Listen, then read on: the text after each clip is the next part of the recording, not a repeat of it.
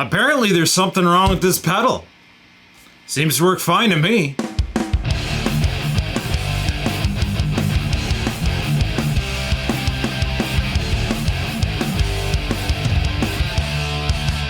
So I was recently contacted about this Ernie ball ambient delay pedal, and apparently it had some weird feedback issue. And sure enough, when I met up with the guy at his jam space and he cranked it on, it would just like, it would run away from him. Just like with this high frequency oscillation, just. Now I get it here, and it seems to work fine. It's always great when something misbehaves intermittently, right? Like you wouldn't even be able to, you just put it on and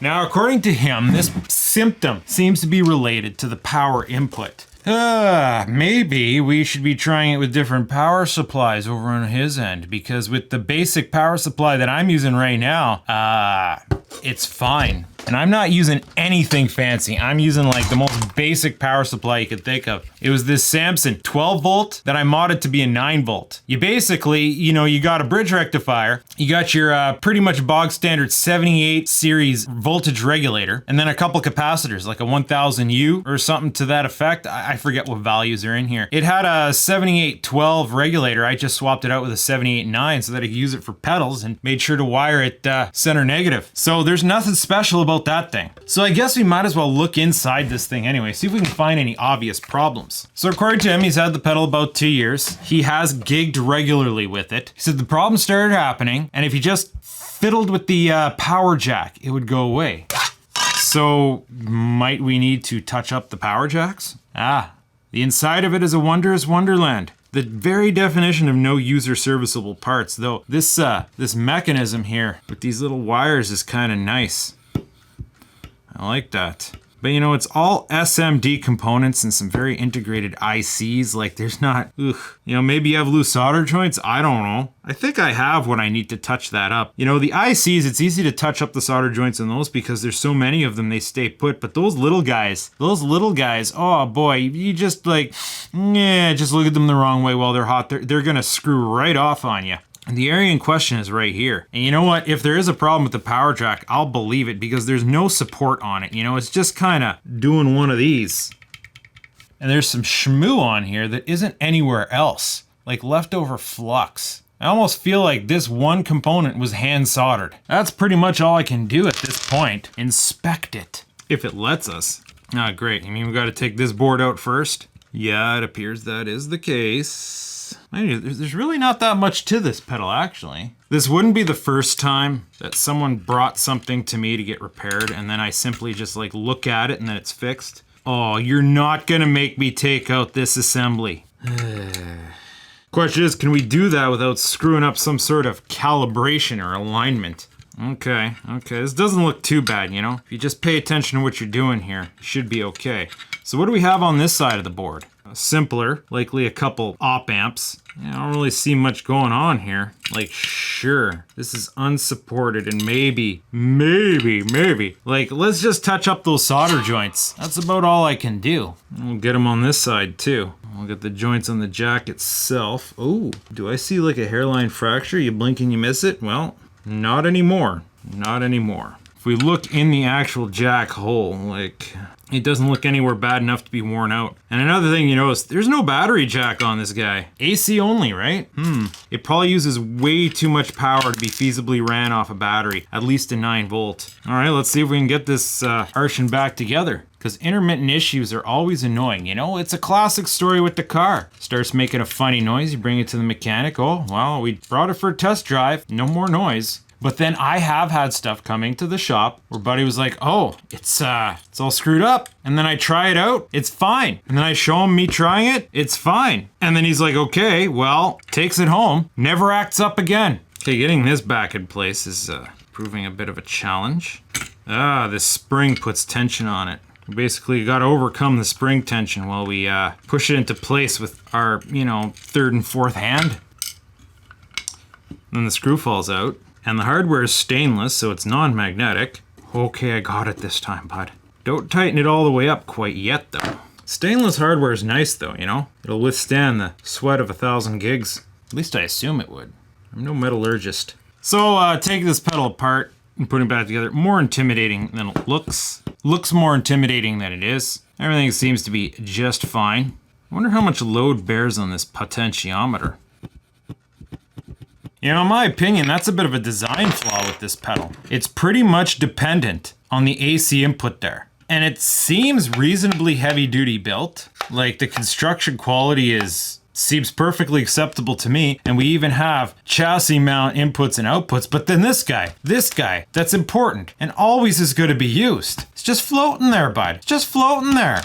It's almost like it should be a little bit more proud into the chassis and then maybe have some sort of reinforcement. You know, they do have chassis mount jacks like this you can get. Center negative, I don't know why they went with that standard. It screws everything up. Center positive would have been way more straightforward. I don't know who came up with that idea, but it wasn't a good idea. These things feel like they're not made out of plastic. Are they magnetic? No. Maybe it's just a real, well, they could be like cheap pot metal. Okay, forgive me, buddy. We're gonna pull an AVE here. Yeah, these might actually be made out of aluminum. That's kind of nice.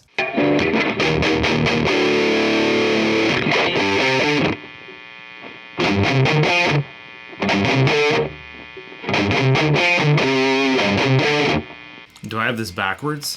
Let's send. Let's receive. It's not working at all of a sudden. Uh-oh!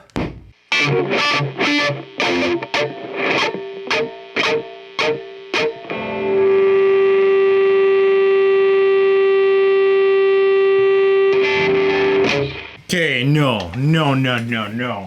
I think there it is. I've been tinkering with it. I put it back together. It wasn't responding at all. Oh!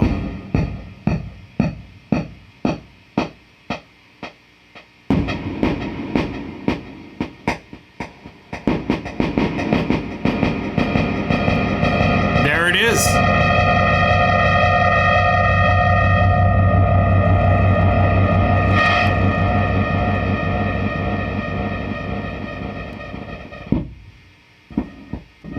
Something's up with these wires here. Aha!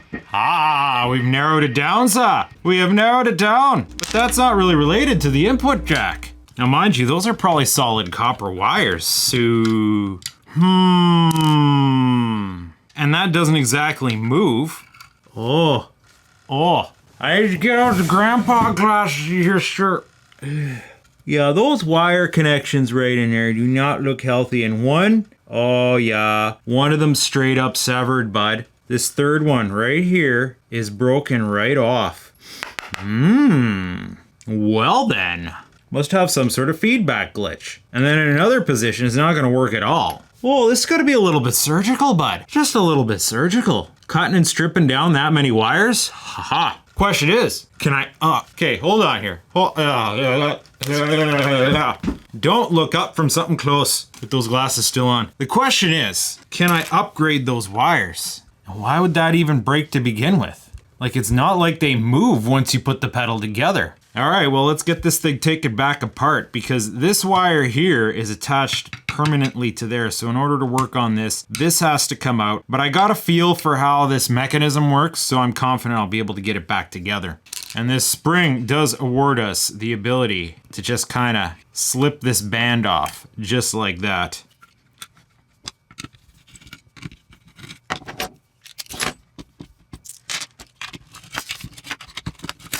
Geez, this thing comes apart in like 2.2 seconds once you know your way around it. Alright, gotta unravel this. Just kind of try to leave that nice. And set that aside. Oh, they're all the way hiding in here. Oh boy, ooh boy. This is gonna be fun. There's a possibility we might have to remove other components off the board in order to solder access this without risking damaging other parts. It's like changing the spark plugs in a modern car. Gotta take the intake manifold half apart. Okay, well, we're gonna try by just taking apart this power assembly. Of course, it doesn't want to come out in one fell swoop. There we go. Gonna have to clear those holes after. This should be good enough to get in there now, except we gotta find a way to hold this. Hopefully I have enough excursion on my vise. Can likely, yeah, see, it's just the oddness of this piece. I'd have to get a slight angle here. So basically I gotta try to remove that ribbon cable. I think I should get my flux handy. Now let's see how much we can do with the solder sucker. These long pots are making it hard to get the solder sucker in there. I don't think I can get into that. Oh, maybe. Let's see if we can coax this line out.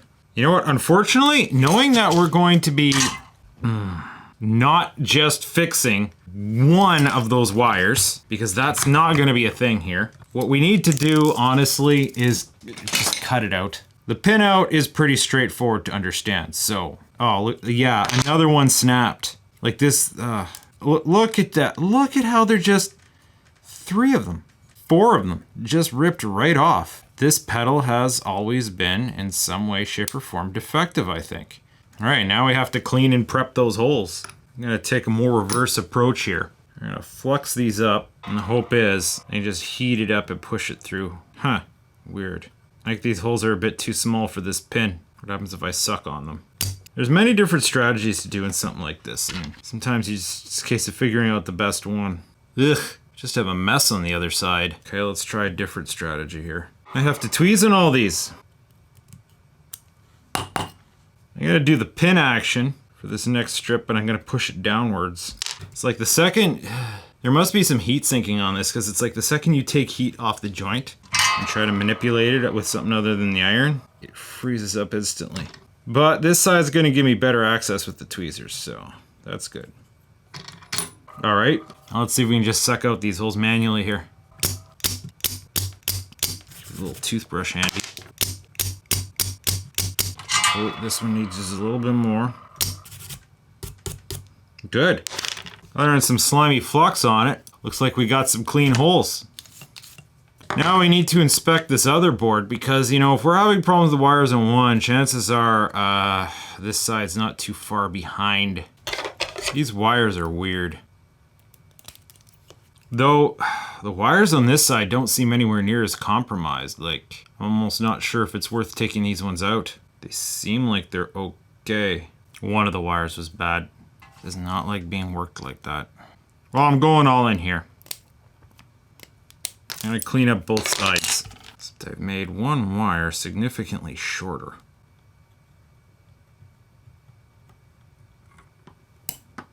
Ultimately, we're taking a sandwich approach.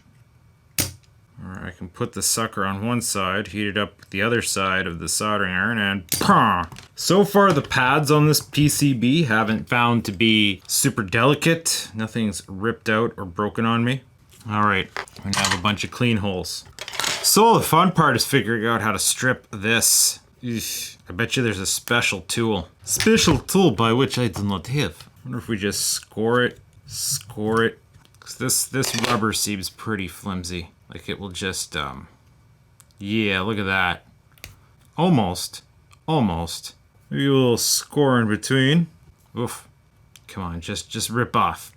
Wonder if that's how these wires get damaged because of how tricky they are to strip. I'm just taking the hobby knife, scoring it one side, getting these edges, scoring it on this side. If you dig too deep and nip that wire, but if you do it just right, you get it. Nice.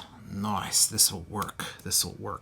Now hopefully this is still going to be long enough to make that bend. I'll just keep doing that. Keep doing what you're doing, bud. It's working.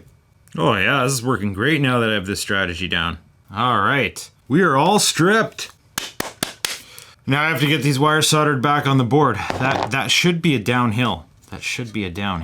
Now everything's in line, so there's no particular order. We could stick these wires backwards if we wanted to. I have this idea. If I clamp the wires themselves in there, the board's gonna need a bit of support. All right, here we go. 1, 2, 3, 4, 5, 6. That's 1. Now, it's kind of self-supporting now. So, we should just be able to... That should be on there nice now. Hopefully these wires aren't getting ready to break off because of how it's being handled here. those almost look like cold solder joints on there. I don't know if you can see it. It's just kind of like, it's kind of bubbly. All right, so this goes into the chassis like this. This guy was like this, and the wires are pretty much just directly in the same plane of existence. So it's just a case of getting all these wires through these holes, which is tricky. There's 12 holes all at once that have to line up. And I want to do it this way because I don't want to bend this cable too much, because clearly this cable can't handle it. But I did manage to get it slipped in. Now how are we going to hold this together? Huh, looks like it might just float here. It's just kind of floating on the desk here. Make sure we have enough wire nicely in there. Give it a hold, helping hand. Yeah, okay, we'll do that row first. Wires are sitting nice. Question getting in there now.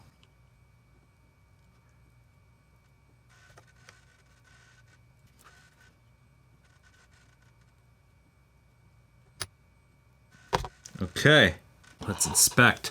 Oh yeah, they look good, bud. They look good. Now we get to put it back together. Okay, so like this. Oh, no, we don't get to put it back together yet. I'm forgetting an important step. We remove the little power input board. I gotta put that back in first. Hopefully with just enough loose solder, we can tack it into place now. We'll bulk it up. Yeah, it's not the best angle. It really isn't the best angle. It's not even the best angle for me. Don't want to bend this wire any more than I have to, so. All right. Now we can put it back together. Got some star washers. Seat that first board into place. We'll get, get this mounted. All right. Now we got to get this to bend into place. So kind of, and this is how I think it got broken, but we're just doing it the one time, and I think it'll be okay. A little bit of tension on the one side. Let's get these screws in there. Now here's the question, why did that break in the first place? Like, this wire is stiff, and I'm wondering if maybe it was under some sort of tension and then vibrations, right? So, how to relieve that tension? I don't know. If we start bending on this too much, we just risk breaking again. It's fragile, like solid copper wire, even though it's not solid copper wire. Let's just kind of put it in there like that and hope it's good for now. We'll see him again in another 2 years maybe, and I have to splice it again. I want to touch up the connections on this potentiometer. I don't like the way some of those solder joints look. Specifically this green one. That yellow one looks crappy too. These wires, I don't know if they're any good. Should do though. Question of getting it back put together now. All right, snug that up. Snug that up. Now this potentiometer terminates to certain two positions, obviously. And I do believe in the flattened position, it terminates this way, and we don't want it to terminate all the way. We want it to be just shy of that rotation. Fortunately, they have this oriented in such a way where this particular guy, I'm gonna assume, it's not always gonna be like this, is with this screw up. Now, I suppose we could loosen that screw, get the cable on there properly, and then fine tune it, but I'm thinking I can just get this on there without any of that fuss. Just a case of rewrapping this guy. Put a little bit of tension. Get ourselves a copy of this spring. Oh, looks like we need another wrap. All right, just slip that on there. Oh yeah, that looks perfect, bud. I actually feel like this baby needs to snoot just a touch over more. And then we want to make it so that these wraps, they kind of, you know, sit next to each other. You notice it comes awfully close to the end here, and it risks crumpling. You kind of slide this down a bit. I think I want a little bit more relief on that potentiometer. Thing is, if we can loosen the wraps a bit, overcompensate. Oh, too much. There's a little bit more. I think that's good right there. Right there, bud. Oh, this pulley. It slipped off of this pulley. It's, oh. Fortunately, the spring gives us some room to move. All right. Let's plug her in, bud. Let's see what happens. Input, output. If we plug in this power, gonna see any smoke? No, but we have light. Oh, forgot to put in the crystals. The feedback knob's tarnished. He obviously has used that one a lot. All right.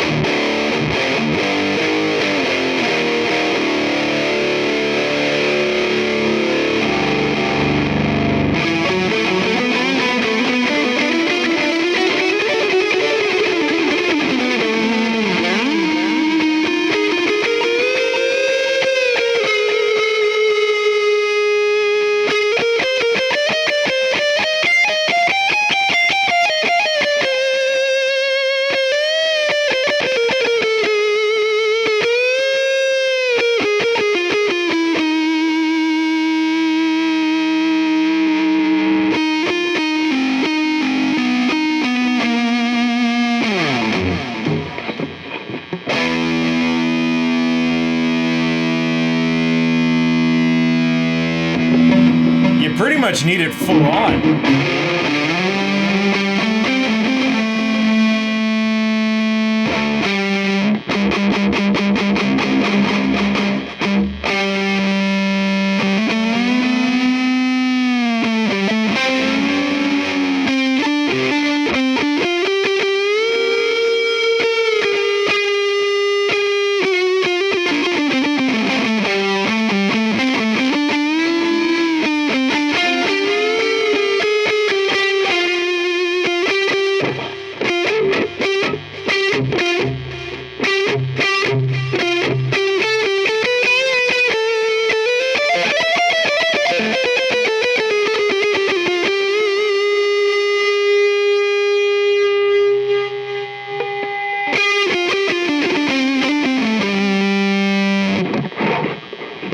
I think it'd be nice if there was more range here, but there's no real way to adjust that.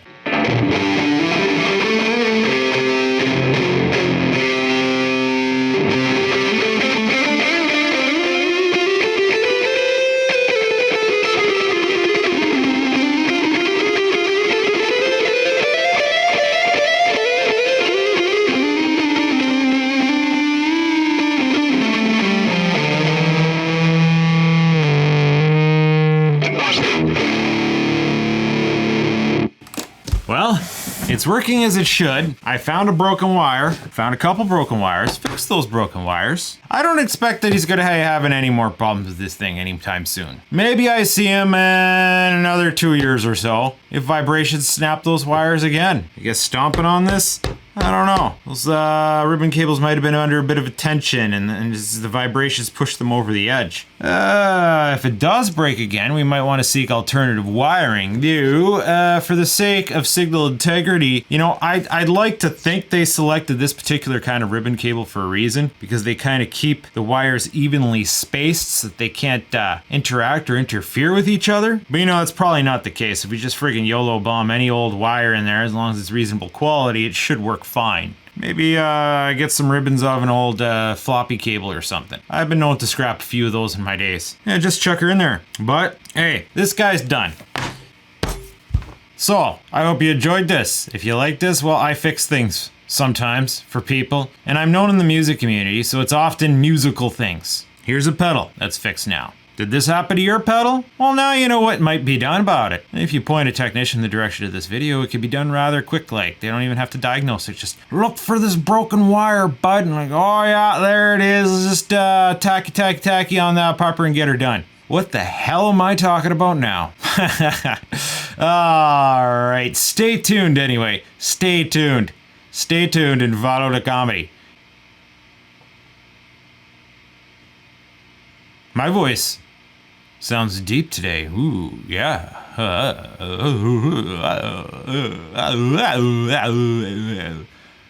Rocky. Yeah.